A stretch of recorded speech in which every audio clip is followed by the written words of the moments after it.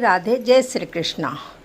13 जुलाई 2026 सोमवार का दिन है और अमावस्या भी पड़ रही है। हालांकि अमावस्या शाम के 6:49 से शुरू हो रहा है और 14 जुलाई का लगभग 3:13 तक रहेगा।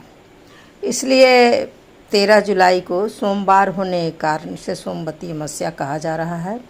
क्योंकि सोमवार भी है, साथ में अमावस्या भी है, तो इसे हम लोग सोमवती अमावस्या ही कहेंगे। तो सोमवती अमावस्या का पंचांग पहले हम लोग जान लें। 13 जुलाई 2026 सोमवार है, तो इसे सोमवती अमावस्या कहा जा रहा है। वार है सोमवार, मास आषाढ़ का है, पक्ष हमारा कृष्ण पक्ष है और चतुर्दशी तिथि है, चतुर्दशी दिन भर है और सायंकाल में लगभग 6:50 पर से अमावस्या आरंभ हो रही है और इसके कारण इसे सोमवती अमावस्या कहा जा रहा है। वर्षा ऋतु है, सूर्य और क्या है, उत्तरायण है। तो सोमवार का व्रत करने वालों के लिए ये दोहरा लाभ होगा कि उन्हें सोमवती अमावस्या का लाभ मिलेगा। तो पहले आप सोमवती अमावस्या पर क्या हमें करना चाहिए? प्रातः काल पहले स्नान करके भगवान शिव भगवान विष्णु का हमें पूजन करना है, पीपल वृक्ष में जल देना है, परिक्रमा करना है, पितरों के निमित्त तर्पण और श्रद्धापूर्वक हमें दान भी करना है, ग्राह्य ब्राह्मण और जरूरतमंदों को अन्न वस्त्र तथा दक्षिणा का भी दान करना है। ओम नमः शिवाय तथा ओम नमो भगवते वासुदेवाय मंत्र का हमें जाप करना भी है। सोमवती अमावस्या तब आती है जब अमावस्या तिथि सोमवार को पड़ती है। सनातन परंपरा में इसे दान, स्नान, पितृतर्पण, भगवान शिव एवं भगवान विष्णु की उपासना के लिए बहुत ही शुभ माना जाता है। तो हमें क्या करना है कि सुबह में प्रातःकाल हमें ब्रह्म मुहूर्त में उठना है, स्नान करना है। संभव हो तो इस दिन बिना बोले स्नान करें और संभव हो तो किसी पवित्र नदी, सरोवर या तीर्थ में स्नान करें, अन्यथा घर में स्नान के जल में ही थोड़ा सा गंगा जल मिलाकर स्नान करना चाहिए। स्वच्छ तथा सात्विक वस्त्र धारण करना चाहिए। फिर हमें संकल्प लेना है हाथ में जल लेकर कि मैं भगवान विष्णु, भगवान भोलेनाथ और अपने पितरों की कृपा प्राप्ति के लिए सोमवती अमावस्या का व्रत एवं पूजन करूँगा या करूँगी, ऐसा संकल्प लेकर जल को छोड़ देना चाहिए। उसके बाद पहले हमें भगवान शिव भोलेनाथ की पूजा करनी चाहिए। शिवलिंग पर इस दिन जल, गंगा जल, दूध, बेलपत्र, धतूरा, सफ़ेद पुष्प अर्पित करना चाहिए। जहाँ तक संभव हो हमें करना चाहिए। धूप दीप जलाना चाहिए, मंदिर जाना चाहिए और कम से कम 108 बार जरूर ओम नमः शिवाय का जाप हमें ज़रूर करना चाहिए। उसके बाद भगवान विष्णु की पूजा भी करनी चाहिए। घर पे हमें या मंदिर में हो तो मंदिर में करनी चाहिए। भगवान विष्णु या श्री लक्ष्मी नारायण की हमें पूजा करनी है। चंदन, पीले पुष्प, तुलसी दल, धूप दीप और फल भी अर्पित हमें करने हैं। ओम नमो भगवते वासुदेवाय मंत्र का हमें जाप करना चाहिए। यदि आप तर्पण करने के अधिकारी हैं और विधि जानते हैं तो स्नान के बाद काले तिल मिले जल से अपने पितरों का हमें तर्पण करना चाहिए। यदि विधि ज्ञात न हो हमें तो भगवान से प्रार्थना करते हुए पितरों के नाम से जल अर्पित करें और उसके बाद उनके कल्याण की कामना करनी चाहिए। पीपल के वृक्ष में जल अर्पित करें, दीपक जलाएं, वृक्ष की श्रद्धापूर्वक परिक्रमा करनी चाहिए, भगवान विष्णु का स्मरण करना चाहिए। यदि संभव हो तो भगवत गीता का पाठ करना चाहिए, श्रीमद् भागवत पुराण का पाठ करना चाहिए, जो कि मैं अभी आप लोगों को भागवत पुराण का जरूर ही अभी सुनाऊंगी। विष्णु सहस्त्रनाम का पाठ जरूर करें और शिव चालीसा का भी पाठ करें। यानी कि आज का दिन आप यथाशक्ति भगवान के पूजन पाठ में और पितरों के दान पुण्य में आज का दिन कुछ समय आपको लगाना चाहिए। सुनने में ये लगता है कि बहुत भारी है, विष्णु सहस्त्रनाम का पाठ करना है, शिव चालीसा का पाठ करना है, मंदिर जाना, ये सब बहुत, लेकिन नहीं, अगर आप करेंगे तो कुछ ही समय में सब कुछ हो जाएगा। अपनी सामर्थ्य के अनुसार अन्न, वस्त्र, काले तिल, फल, गौ सेवा या जरूरतमंदों को भी सहायता करनी चाहिए। श्रद्धा अनुसार हमें उपवास करना है। यदि पूर्ण उपवास संभव न हो तो फलाहार भी हम कर सकते हैं। सात्विक इस दिन आचरण रखना चाहिए। क्रोध, असत्य और निंदा से ही बचना चाहिए। संध्या समय भगवान भोलेनाथ और विष्णु भगवान की आरती करना चाहिए। पितरों की शांति के लिए पुनः पुनः प्रार्थना करना चाहिए। परिवार सहित भगवान का नाम स्मरण जरूर सामूहिक करना चाहिए। और सोमवती अमावस्या पर किया गया स्नान, दान, जप, पितृतर्पण बहुत ही पुण्यदायी माना जाता है। इस दिन श्रद्धापूर्वक भगवान का स्मरण, सत्कर्म और दान करना बड़ा ही अच्छा सा माना जाता है। इस दिन भागवत पुराण में द्वितीय स्कंद भगवान के विराट स्वरूप का चिंतन और भक्ति का उपदेश बड़ा ही मन को स्थिर करता है। या मैं षष्ठम स्कंद में अजामिल का उपाख्यान है, जो अजामिल ने जीवन भर उसने गलत काम किया, पाप कर्म किया, और अंत में वो जब यमदूत उसे लेटने आते हैं तो नारायण नारायण का पाठ जाप करता है, अपने बच्चे को बुलाता है और यमदूतों के चंगुल से बच जाता है, विष्णु दूतों से बचाते हैं। तो इसका भी मैं पाठ कर दूंगी। और प्रहलाद चरित्र में भी होता है। तो कहने का मतलब है कोई एक पाठ भी हम अगर करते हैं या सुन लेते हैं भगवान का, सबसे अच्छा तो है कि भगवान के विराट स्वरूप का हम लोग अध्ययन करें, क्योंकि भगवान का विराट स्वरूप का अध्ययन करने से बड़ा ही मन को शांति मिलती है। और उसके बाद भगवान के करीब 8 इंच का जो वर्णन है हमारा हृदय में भगवान, वो द्वितीय स्कंद में है। बड़ा ही मन को पुण्यदायी मन, बड़ा ही मन को सुकून देता है। तो मैं आज आप लोगों को वही पाठ करके सुनाऊंगी। ये सोमवती अमावस्या में और 13 जुलाई को सोमवती अमावस्या को बहुत सावधानी के साथ अपना दिन बिताना है। कहा गया है कि सोमवती अमावस्या, रविवारी सप्तमी, मंगलवारी चतुर्थी और बुधवारी अष्टमी, ये चारों तिथियां सूर्य ग्रहण के समान पुण्य फल को देने वाली होती हैं। इस दिन किया गया दान, स्नान, जप, तप और भगवान का स्मरण अक्षय पुण्य को प्रदान करता है। इतना ही नहीं, मौन रहकर पवित्र स्नान करने से 1000 गौ दान के समान पुण्य भी मिलता है। इस दिन पीपल वृक्ष और भगवान विष्णु की पूजा का बहुत महत्व है। पीपल की 108 प्रदक्षिणा की जाए, करने का विधान है ऐसा, जिसमें 8 प्रदक्षिणाएं कच्चा सूत लपेटते हुए की जाती है। साथ ही 108 फल भगवान का भजन या पूजन करने वाले ब्राह्मणों को अर्पित किया जाता है। इससे संतान की दीर्घायु और परिवार में सुख शांति और सौभाग्य की प्राप्ति होती है। इसी प्रकार तुलसी की भी अगर 108 परिक्रमा की जाए विष्णु भगवान का पूजन करने के बाद तो दरिद्रता दूर होती है और घर में सुख शांति और समृद्धि का वास होता है। तो इस बार सोमवती अमावस्या 13 जुलाई को शाम 6 बज के से 14 जुलाई को दोपहर 3:13 तक रहेगा और अमावस्या का पुण्यकाल रहेगा। तो आइए चलते हैं आज के भागवत पाठ में। भागवत पाठ में भगवान के विराट स्वरूप का मैं वर्णन करूंगी। आय नमः व्यासाय विष्णु रूपाय व्यास रूपाय विष्णवे नारायणं नमस्कृत्य नरं चैव नरोत्तमं देवी सरस्वती गणपति व्यासं ततो जयम मुरीदयेत। भागवत महाराज की जय। राधे राधे। जय श्री कृष्ण। तो आइए आज चलते हैं। हे कृष्ण श्री कृष्ण अर्पणस्तु। हे ठाकुर जी, यह कथा मैं आपकी सेवा में प्रस्तुत कर रही हूँ।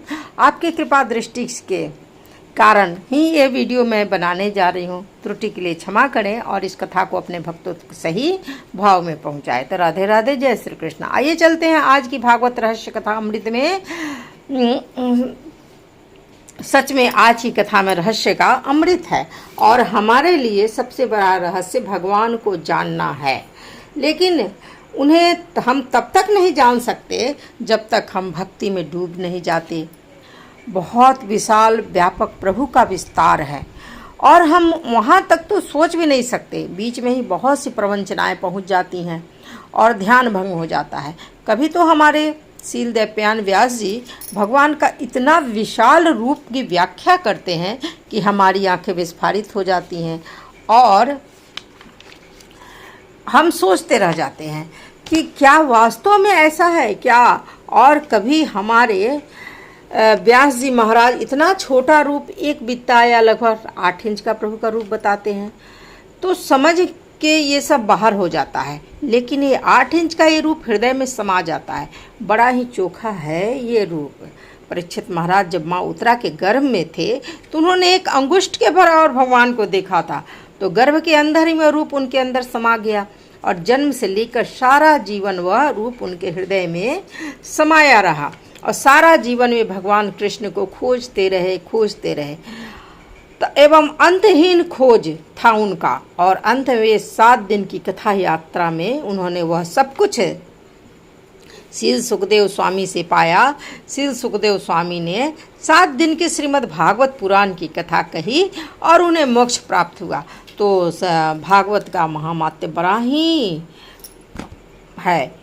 जैसा कि श्रीमद् भागवत पुराण का अर्थ होता है श्री यानी लक्ष्मी अमद पूर्ण या युक्त, तो श्रीमद् का अर्थ हुआ लक्ष्मी युक्त या पूर्ण लक्ष्मी। लक्ष्मी का पूर्ण होती है जब नारायण की कृपा हो, तो अर्थ हुआ नारायण की कृपा से पूर्ण लक्ष्मी। आगे है भागवत, 4 अक्षर है भागवत। भाग भाष्यते सर्वेश ग गीते नारद वदति प्रत, जो मुक्ति प्रदान करे, यानी कि समस्त वेदों समस्त पुराणों का भाष्य जिसके अंदर अंकित है और जिसे नारद जी गाते हैं और जो सभी तकलीफों से मुक्त कर देते हैं और अंत में क्या करते हैं, मोक्ष को प्रदान करने वाले हैं। तो यही हमारा भागवत हुए। तो पूर्ण अर्थ हुआ नारायण की कृपा से ऐसी पूर्ण लक्ष्मी जो अपने अंदर समस्त वेदों समस्त पुराणों का भाष्य अंकित है, जिसे नारद जी भी गाते हैं और इस भवसागर के सारे दुखों का अंत कर दे। तो यही हमारा भागवत पुराण है और अंत में मोक्ष को प्रदान करे। आप कहेंगे कि मैं विषय से भटक गई, नहीं, बिना भागवत का अर्थ जाने हम नारायण को नहीं जान सकते, भगवान के उन विशाल रूप को नहीं जान सकते जो मैं आगे वर्णन करने जा रही हूँ। उस विस्तृत व्यापक रूप में जो हमारी और आपकी कल्पना से परे हैं, ऊपर हैं। अंडकोशे शरीरे अस्मिन् 7 आवरण संयुक्ते वैराज्य पुरुषो यह असो भगवान धारणा आश्रय, यानी कि 7 प्रकार के भौतिक तत्वों द्वारा प्रच्छन्न ब्रह्मांडीय खोल के भीतर स्थित श्री भगवान का विशाल काय ब्रह्मांडीय रूप विराट धारणा का विषय है या सोचने योग्य विषय है। 7 ब्रह्मांडीय आवरण हैं, जल अग्नि वायु आकाश प्रकृति तत्व, ये 7 ब्रह्मांडीय आवरण है। हम भौतिकवादी लोग केवल विशाल ब्रह्मांडीय आकाश के बारे में ही सोच सकते हैं, जिसमें सूर्य के समान विशाल असंख्य ग्रह होते हैं, लेकिन इसी के साथ हमें लाखों अन्य ब्रह्मांडों की जानकारी नहीं होती जो सभी 7 आवरणों से ढके रहते हैं। कल्पना करें, फुटबॉल के आकार के असंख्य ब्रह्मांडीय पिंड कर्ण सागर के जल में तैर रहे हैं, जहाँ श्री भगवान विष्णु शयन कर रहे हैं। सारे ब्रह्मांड बीज रूप में भगवान श्री विष्णु के श्वास से उद्भूत हो रहे हैं, जो श्री भगवान के अंश हैं। जब श्री महाविष्णु अपना लंबा श्वास भीतर खींचते हैं, तो ब्रह्मा द्वारा अधिष्ठित सारे ब्रह्मांड विनष्ट हो जाते हैं, और जब ये श्वास छोड़ते हैं तो सारे ब्रह्मांड उद्भूत होते हैं। तो इस महान सोच हमारे पल्ले पड़ने वाला नहीं है, क्योंकि विशाल का ब्रह्मांडीय रूप विराट धारणा का क्या है, वो विषय है।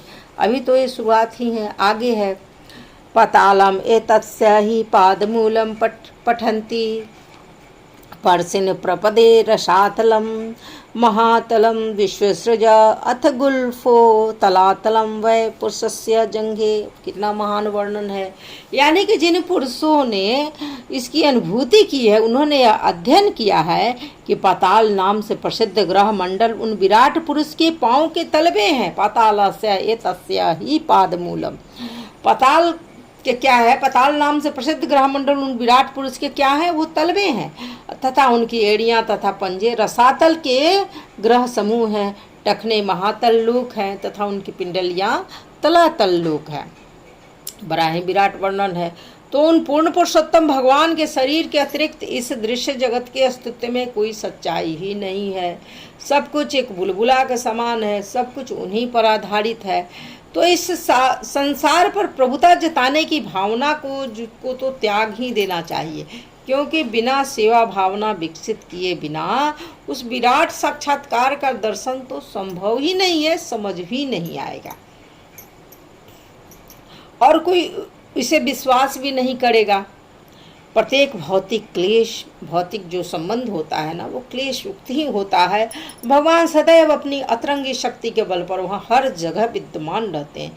यह ब्रह्मांड जो है 14 लोकों में विभक्त है, परंतु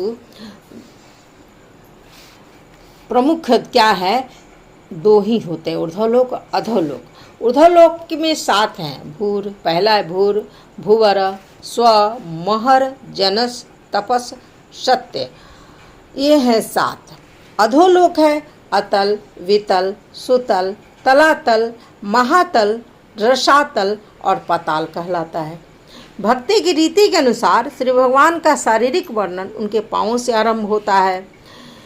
दयजानिनी सुतलम विश्वमूर्ते उरु हृदयम वितलम चातलम च महेतलम तथा जंघनम महीपते नभस्थलम नाभीशरो गृहंती, यानी कि विश्वरूप के घुटने सुतल नाम के लोक हैं तथा दोनों जांघें वितल तथा अतल लोक हैं। कटी प्रदेश महीतल है और उनकी नाभि का गड्ढा ब्राह अंतरिक्ष है। उर अस्थलम ज्योतिर्नि कामस्य ग्रीवा महावर्धन वै जनु अस्य तपोवाराटिं विद आदि पुंसा सत्यम तु त्रिशानी सहस्त्र शीर्षना। उन विराट प्रभु की छाती स्वर्गलोक है, उनकी गर्दन महलोक है, उनका मुख जनलोक है और उनका मस्तक क्या है, तपलोक है। 1000 सिरों वाले उन आदि पुरुष का सिर सत्यलोक है। इंद्र आदियो बाहव आहु उस्रवा कर्णो दिशा श्रोतम अमुष्य शब्दथ नासत्य दस्त्रो परमस्य नासे घ्राणुम अस्य गंधो मुखम अग्नि इंद्र, यानी कि इंद्र इत्यादि देवता उन विराट पुरुष की बाहें हैं। 200 दिशाएं उनके कान हैं और भौतिक ध्वनि उनकी श्रवणेन्द्रिया है। दोनों अश्विनी कुमार उनके नथुने हैं और तथा भौतिक सुगंध उनकी घ्राणेन्द्रियां हैं। उनका मुख प्रज्वलित अग्नि है। श्रीमद् भागवत गीता के 11वें अध्याय में दिए गए श्री भगवान के विराट रूप का वर्णन यहाँ पर श्रीमद् भागवतम में किया गया है। श्रीमद् भागवत गीता में इस प्रकार वर्णन है कि हे विष्णु, मैं देख रहा हूँ कि आप अपने प्रज्वलित मुख में सबको निगलते जा रहे हैं और समूचे ब्रह्मांड में को अपनी अशह किरणों की लपेट में ले रहे हैं।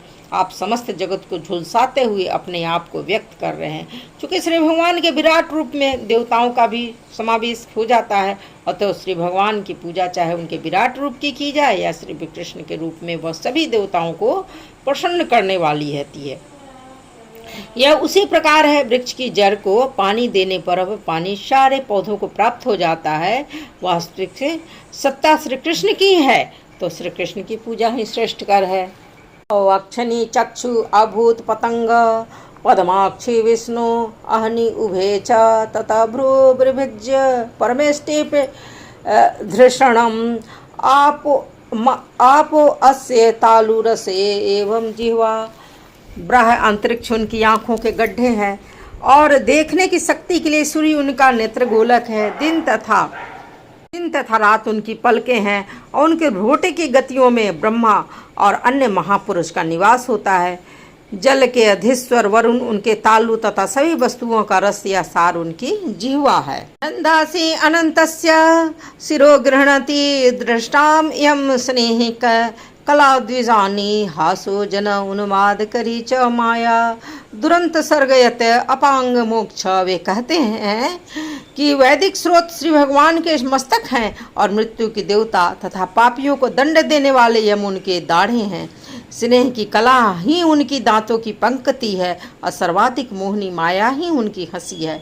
यह भौतिक सृष्टि रूपी महासागर हमारे पर डाली गई उनकी क्या है, चितवन है।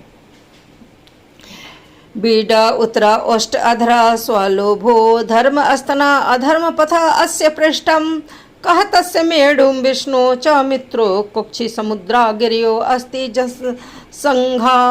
लज्जा श्री भगवान के ऊपरी ओष्ठ हैं, लालसा उनकी हड्डी ठुड्डी है, धर्म उनका वक्षस्थल है तथा अधर्म उनकी पीठ है। भौतिक जगत में समस्त जीवों के जनक ब्रह्मा उनकी जनेन्द्रियां हैं और मित्र वरुण दोनों उनके अंडकोश हैं। सागर उनकी कमर है और पर्वत उनकी अस्थि के समूह हैं।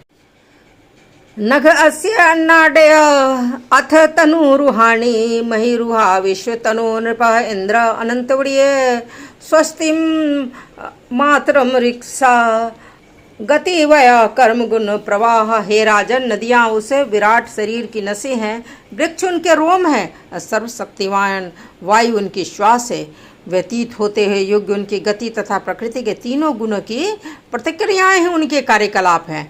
श्रीमद् भगवत गीता में कहा गया है, प्रकृति के गुण श्री भगवान के निर्देशन में काम करते हैं, अतः कोई भी प्राकृतिक कार्य न तो निर्देश्य होता है न ही स्वचलित। सारे कार्यकलापों के पीछे श्री भगवान की अध्यक्षता की शक्ति कार्य करती है। श्री भगवान कभी निष्क्रिय नहीं होते। वेदों का कथन है कि परमेश्वर को स्वयं कुछ भी नहीं करना होता है, परंतु सृष्टि के सारे कार्य उन्हीं की अध्यक्षता में ही संपन्न होता है। उनके स्वीकृति के बिना एक पत्ता भी नहीं हिल सकता। ब्रह्म संहिता में कहा गया है कि सारे ब्रह्मांड तथा उनके अधीश्वर उनके श्वास लेने की अवधि तक ही अस्तित्व में रहते हैं। ब्रह्मांडों के भीतर जिस वायु में सारे ब्रह्मांड तथा ग्रह स्थित हैं, वह अजित विराट पुरुष के श्वास का अंश मात्र है। आगे है, ईशस्य केशान विदुर अम्बुवाहान वास्तु संध्या कुरुवर्य भूमना अव्यक्त माहुर हृदय मनश्च स चंद्रमा स विकार कोश। हे कुरुश्रेष्ठ, जल ले जाने वाले बादल उनके सिंह के सिर के बाल हैं, दिन या रात्रि की संध्या उनके वस्त्र हैं, तथा भौतिक सृष्टि का परम कल्याण ही उनकी बुद्धि है। चंद्रमा उनका क्या है? मन है, और समस्त परिवर्तनों का जो आगार है। विज्ञान शक्ति महिना न अंति सर्व उत अंतरंगिरित्रम अश्वास्वस्त उष्ट गजा नखानी सर्वे मृगा पशव श्रोणी देशे।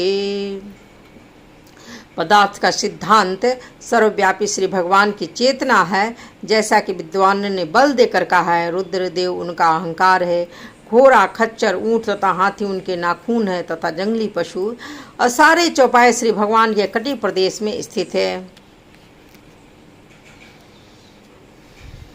वयांसी तद व्याकरण विचित्रम मनुर्मनीषा मनुजो निवास गंधर्व विद्याधर चारण अप्सर स्वर स्मृति असुरा निकवर्या। विभिन्न प्रकार के पक्षी उनकी कलात्मक रुचि के सूचक हैं। मानव जाति के पिता मनु उनकी आदर्श बुद्धि के प्रतीक हैं और मानवता उनका निवास है। गंधर्व विद्याधर चारण तथा देवदूत जैसे दैवी मनुष्य उनके संगीत के लय को व्यक्त करते हैं और श्री सैनिक उनकी अद्भुत शक्ति के प्रतीक हैं। यहाँ पर भगवान का कलात्मक सौंदर्य बोध का वर्णन है। मोर, तोता, कोयल विभिन्न प्रकार के पक्षी इस कलामय सृष्टि के प्रतीक हैं। गंधर्व विद्याधर जैसी दैवी मनुष्य योनियाँ आश्चर्यजनक गायन करती हैं और स्वर्ग के देवताओं के मन को भी मोहित कर देती हैं। उनका संगीतमय लय श्री भगवान की संगीतमय रुचि का बोध कराता है। श्री भगवान की संगीत रुचि का बोध कराता है। मानव समाज श्री भगवान का आवास है। इसका अर्थ है कि मनुष्य ईश्वर साक्षात्कार एवं ईश्वर की संगति के लिए निर्मित है और मनुष्य जीवन का यह सुअवसर है, क्योंकि जब भी हमारा परमेश्वर के साथ संबंध स्थापित होता है तब समस्त जीवों में, यहाँ तक कि जंगली पशुओं में भी तथा मानव समाज में भी पूर्ण एकता हो जाती है। भगवान श्री चैतन्य महाप्रभु ने इस सजीव एकता का प्रदर्शन मध्य प्रदेश के जंगल में किया, जहाँ बाघ, हाथी तथा अन्य हिंसक पशुओं ने परमेश्वर के यशोगान में पूर्ण सहयोग दिखाया। सारे विश्व में शांति तथा एकता का भी यही मार्ग हमारे लिए है। ब्रह्मानन छत्रभुजो महात्मा विदुरु श्रित कृष्ण वर्ण नाना विधाभि जगनो प्रपन्नो द्रव्यात्मक कर्म वितान योग। विराट पुरुष का मुख ब्राह्मण है, उनकी भुजाएं क्षत्रिय हैं, उनकी जांघें क्या है? वैश्य हैं, तथा क्षुद्र उनके चरणों के संरक्षण में है। सारे पूज्य देवता उनमें समाविष्ट हैं और वह प्रत्येक व्यक्ति का कर्तव्य है कि श्री भगवान को प्रसन्न करने के लिए यथासंभव वस्तुओं से यज्ञ को संपन्न करें। यानसो ईश्वर विग्रहस्य या सन्निवेश कथितो मया ते संधार्यते अस्मिन् वपुषि अस्थिविष्टे मन स्वबुद्ध्या न यत अस्ति किंचितम। इस प्रकार मैंने आपको श्री भगवान के स्थूल भौतिक विराट रूप की अवधारणा का मैंने आज वर्णन किया। जो व्यक्ति सचमुच मुक्ति की इच्छा करता है वह श्री भगवान के इस रूप पर अपने मन को एकाग्र करता है, क्योंकि भौतिक जगत में इससे अधिक कुछ भी नहीं है।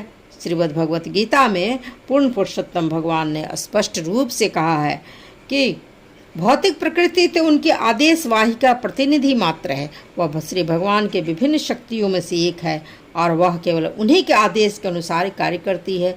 परम दिव्य भगवान के रूप में वे भौतिक तत्वों पर केवल दृष्टिपात ही भगवान करते हैं और पदार्थ का विक्षोभ आरंभ हो जाता है और परिणाम स्वरूप होता है जो कार्य होते हैं वे क्रमशः 6 प्रकार के भेदों के रूप में प्रकट होते हैं। सारी भौतिक सृष्टि इसी प्रकार गतिशील है और काल कर्म में यह प्रकट और लुप्त होती रहती है, प्रकट भी होती है और लुप्त भी हो जाती है। श्री भगवान समस्त भौतिक धारणाओं में श्रेष्ठ हुए और अपने शुद्ध भक्तों पर कृपा प्रदान करने के लिए वे अवतरित होते हैं। हमारे लिए सोच पाना ही कठिन है कि वे एक ही साथ अंतर्यामी तथा क्या हैं, वे सर्वव्यापी हैं। इसलिए प्रत्येक वस्तु परम पूर्ण का ही एक अंश है। हम सब भी भगवान के अंश ही हैं, हालांकि भगवान के हम बहिरंगी हम लोग शक्तियाँ हैं।